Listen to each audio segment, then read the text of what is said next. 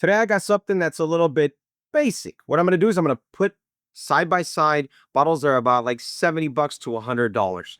I mean, there's no real age statement or anything that's particular, but I would say there's a little bit of like a smoothness, a little bit of a special kind of flavor in each one of them, things that kind of make it stand out. That's what I have here today. All right, so what do we have? And I'm going to say this is like the romance kind of comparison. I mean, I don't know. It's just something I came up with in my head, but I don't really know how to name this comparison. But for me, what it comes down to is you got a 21-year Isle of Skye. You've got a Glenmorangie Tale of the Forest. I've got a Alexander Murray 18-year, which I think is really good, honestly. You know, it's a decent deal.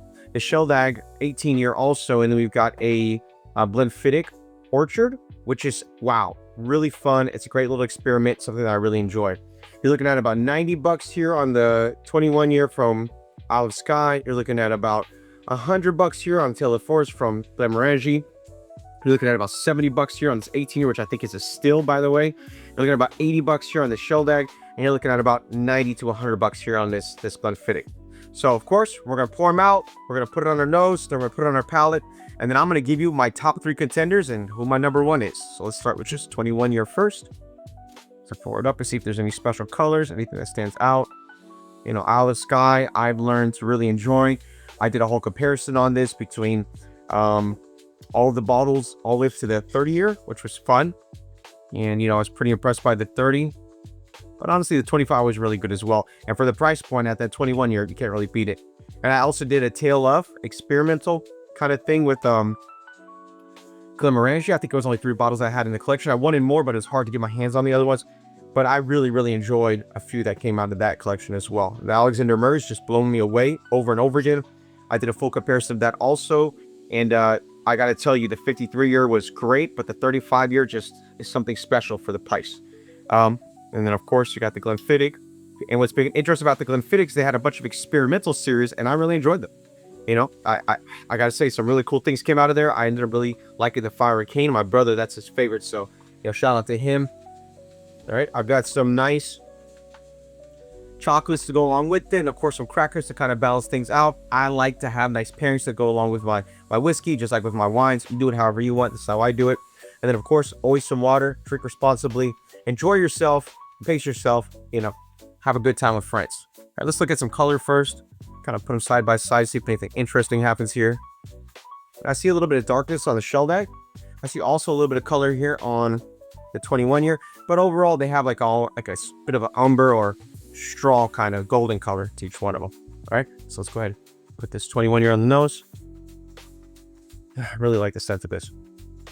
Yeah, the smallest amount of peat smoke. Get some, you know, apple and saltiness, almost like from the coast. I would say sea breeze, but I mean, it just sounds commercial, but you know, like coastal salt. You get, yeah, that scent seems to be gone. Maybe I just need to open the bottle, let it rest for a little bit. You get a little bit of pine, small amount of smoke. Yeah, I mean, I would say earthy. There's like an earthiness there, so that's pretty interesting.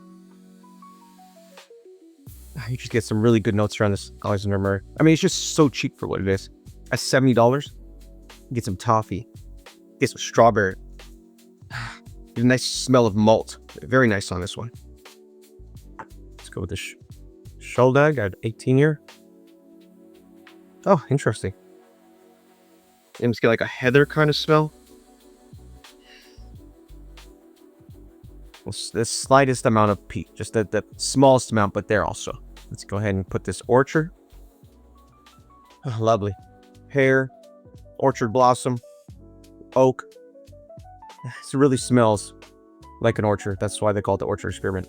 Really cool. All right. Let's go ahead and start putting it on our palate. Get some opinions overall now.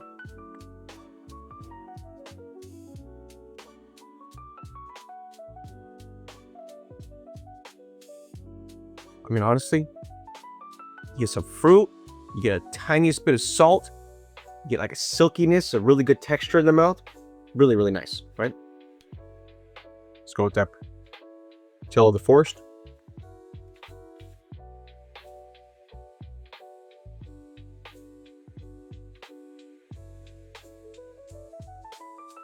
It's a little herbaceous, little bit of citrus, or it's almost like a bitter orange. And of course, you do get some oakiness, but once again, really nice mouthfeel. And that's what I love about 18 year, 21 year. They're usually a really good price point, and they're sophisticated and layered enough to where you like it, and they got really good texture. And then I gotta say, something else I like is the oiliness. And that oil comes from, obviously, age, because it pulls it out of the wood. Let's go ahead now. Try this Alexander Murray.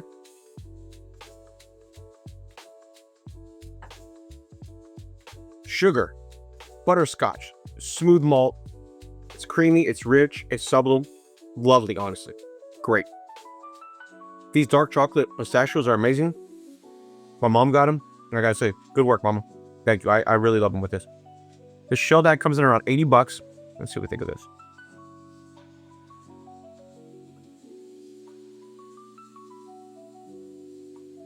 I mean, the smallest amount of smoke, and a little bit of spiciness, you know, just a bit in there, not a lot, nothing that's overpowering, just a little bit. Let's finish it up with the Glenfiddich. I'm a fan of Glenfiddich, but honestly, I've become a fan of a lot of different brands. Glenmorangie is really blowing my mind. Glenfiddich has really done some amazing things.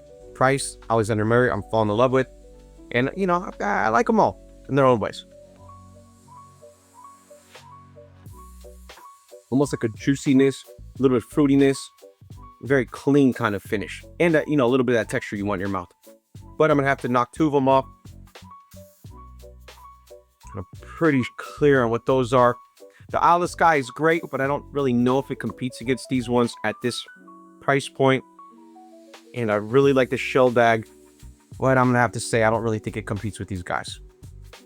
All right, now I'm gonna start back with the Orchard Experiment and work my way back down.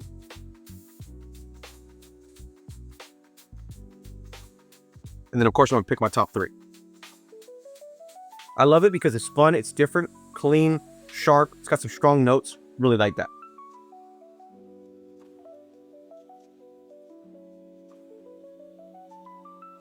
Let's go for this Alexander Murray.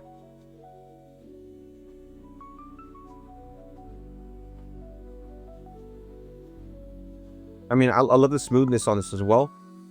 I love that it's got this almost weird kind of sugary and butterscotch kind of thing going on.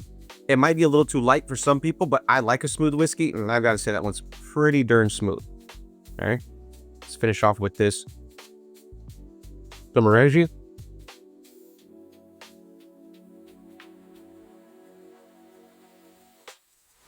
Yeah, the smoke really came out there. I'm gonna have to pick for my number one this time around, which is strange to me because it's got a little bit of sophistication more than I realized now that I compared to here.